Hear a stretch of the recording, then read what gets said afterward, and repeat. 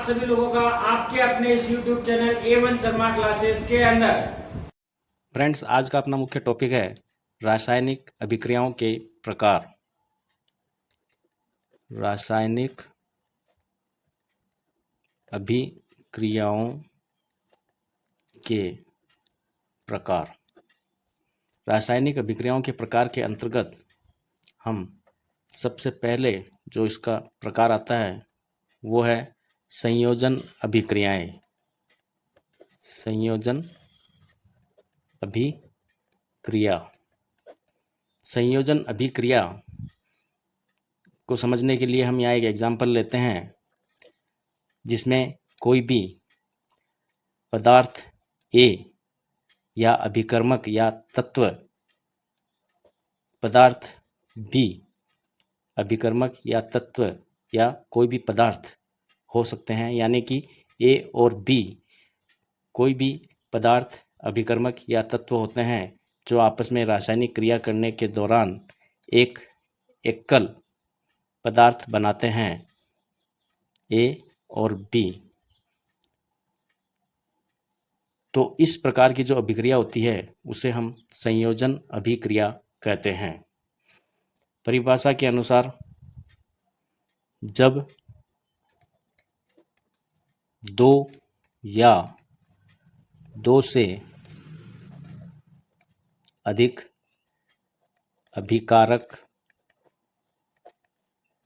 पदार्थ या तत्व यौगिक आपस में संयोग करके एकल उत्पाद का निर्माण करते हैं तो ऐसी अभिक्रियाएं संयोजन अभिक्रिया कहलाती है। अभिक्रिया कहलाती है। संयोजन अभिक्रिया के यहाँ हम कुछ अदर एग्जाम्पल देखते हैं, जैसे कोयले का दहन। कोयले का दहन में सी कार्बन जो होता है वो सॉलिड होता है जो ऑक्सीजन की उपस्थिति में क्रिया करता है और कार्बन डाइऑक्साइड गैस के रूप में बनाता है। इसी प्रकार से हम इसका दूसरा एग्जाम्पल देखते हैं,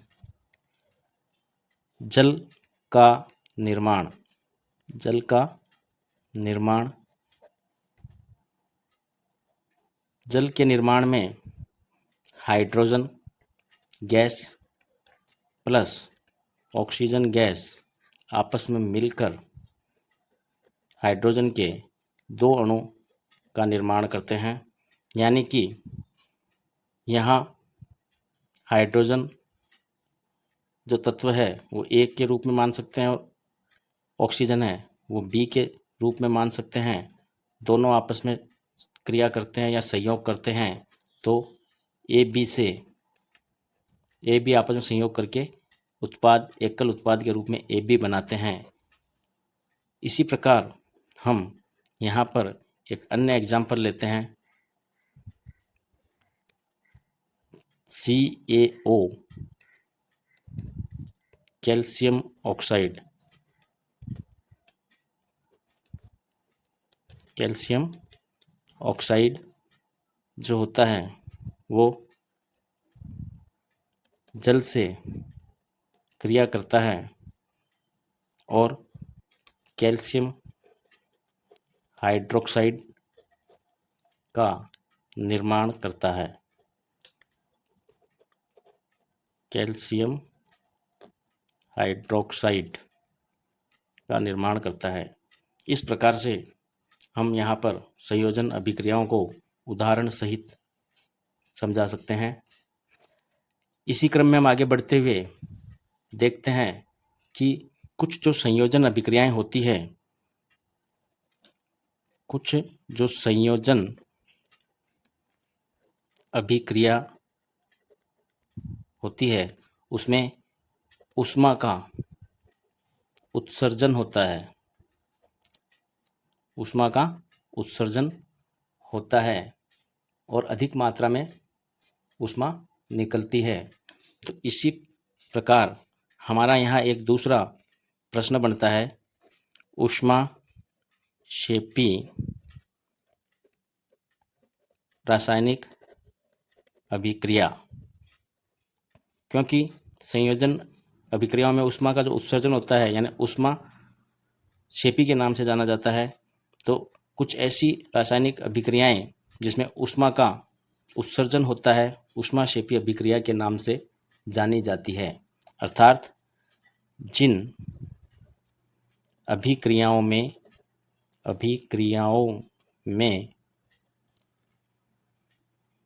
उत्पाद निर्माण के साथ साथ ऊष्मा का भी उत्सर्जन होता है, उन्हें ऊष्माक्षेपी रासायनिक अभिक्रिया कहा जाता है। यहाँ पर हम एग्जाम्पल अगर देखते हैं तो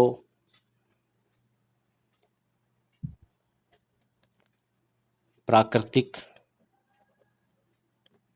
गैस का दहन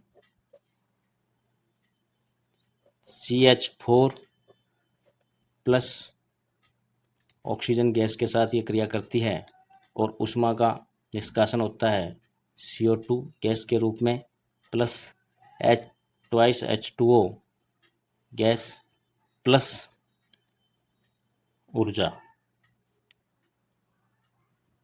इसी के साथ हम इसका एक अन्य एग्जाम्पल देखते हैं जो ऊष्माक्षेपी रासायनिक अभिक्रियाओं के अंतर्गत आता है। इसमें साग सब्जियों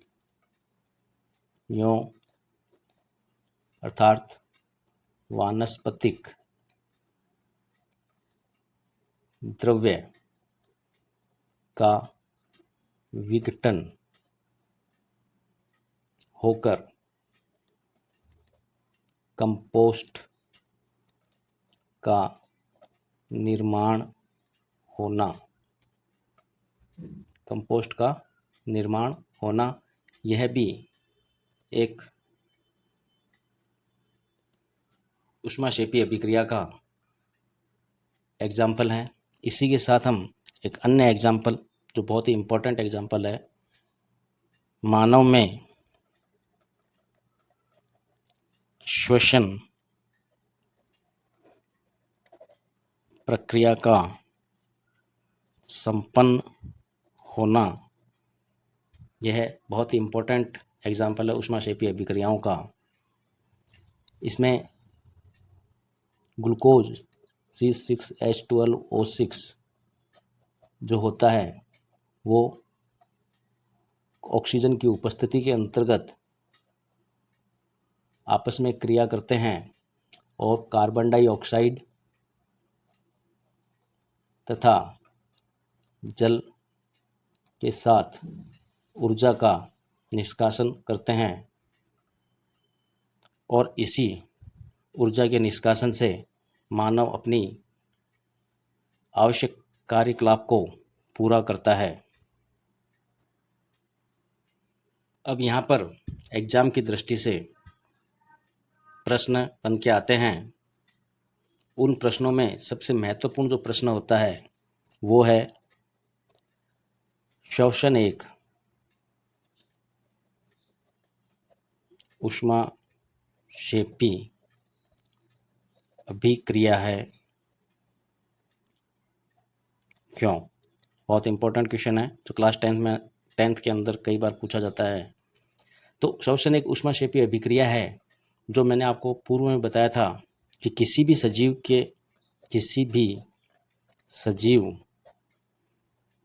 को जीवित रहने के लिए ऊर्जा की आवश्यकता होती है जो उसे भोजन से प्राप्त होती है। पाचन प्रक्रिया में ग्लूकोज का विखंडन होता है, अर्थात भोजन में सजीव कार्बोहाइड्रेट ग्रहण करता है तथा कार्बोहाइड्रेट के टूटने से ग्लूकोज का निर्माण होता है जो कोशिकाओं में उपस्थित ऑक्सीजन से मिलकर शरीर को आवश्यक ऊर्जा प्रदान करता है। अतः हम कह सकते हैं कि श्वसन प्रक्रिया एक ऊष्माक्षेपी अभिक्रिया होती है। इस प्रकार से हम यहाँ इसका आंसर व्यवस्थित रूप से लिख सकते हैं और समझ सकते हैं। एग्जाम की दृष्टि से एक और अन्य महत्वपूर्ण प्रश्न जो संयोजन अभिक्रियाओं के अंतर्गत ही आता है कि सफेदी करने पर दीवारें क्यों चमक जाती है? सफेदी करने पर दीवारें क्यों चमक जाती है? तो इसके अंतर्गत हम देखते हैं कि यह एक संयोजन अभिक्रिया का ही एग्जाम्पल है जिसमें CaO बिना बुझा हुआ चूना जो जल के साथ क्रिया करता है और CaOH होल ट्वाइस यानी कैल्शियम हाइड्रोक्साइड बनाता है। कैल्शियम हाइड्रोक्साइड बनाता है जो कि भुजा हुआ चूना होता है। जब ये कैल्शियम हाइड्रोक्साइड CaOH होल ट्वाइस पुनः वायुमंडल में उपस्थित कार्बन डाइऑक्साइड गैस के साथ संपर्क में आता है तो कैल्शियम कार्बोनेट का निर्माण करता है। कैल्शियम कार्बोनेट, यही कैल्शियम कार्बोनेट की उपस्थिति के कारण दीवार चमकने लग जाती है। इसे हम व्यवस्थित रूप से लिखें तो कैल्शियम हाइड्रोक्साइड वायु की उपस्थिति जिसमें कार्बन डाइऑक्साइड गैस उपस्थित होती है के या वायु में उपस्थित कार्बन डाइऑक्साइड गैस के साथ धीमी गति से क्रिया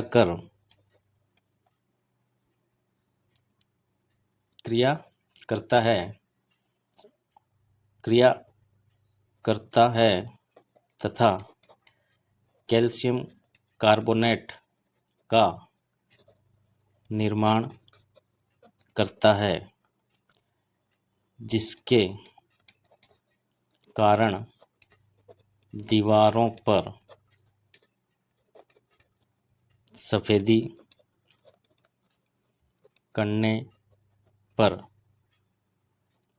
चमक उत्पन्न होती है या दीवारें सफेदी करने पर चमकने लगती है।